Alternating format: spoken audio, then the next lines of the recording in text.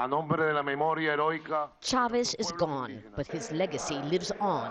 That was the clear message as his designated heir, Nicolas Maduro, was sworn in as Venezuela's interim president.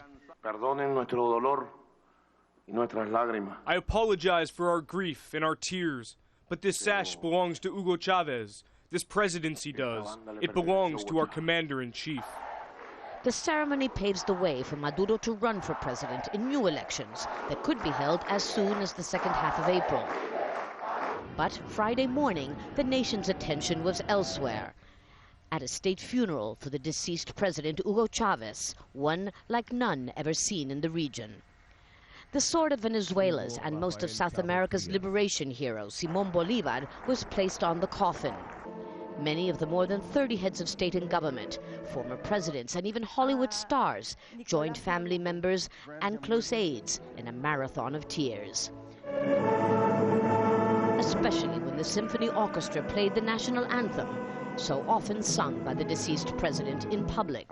His eyes swollen, Maduro delivered the political eulogy, repeatedly alluding to the controversial president's foes at home and abroad. Here he is unbeaten, pure and transparent, unique and real and alive forever, for all times, for this time and forever.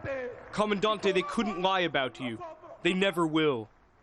The state funeral brought together not only leaders from almost all of Latin America and the Caribbean, even a low-level U.S. delegation, but also from other parts of the world where Chavez forged alliances. Among them, Iran's president, Mahmoud Ahmadinejad, who called Chavez his brother. Outside the military academy, thousands of supporters watched the ceremony, seemingly oblivious to the blazing sun and exhaustion, after waiting for up to 20 hours for a chance to file past Chavez's coffin themselves. But no sooner was the funeral over than the tenuous truce between the government and its opponents ended.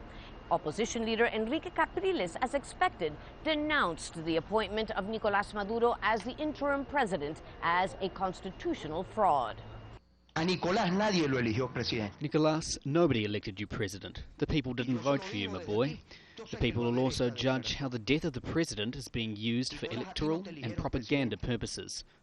As he was last October, Capriles will again be the opposition's presidential candidate, although some members of his alliance want to boycott the elections in protest.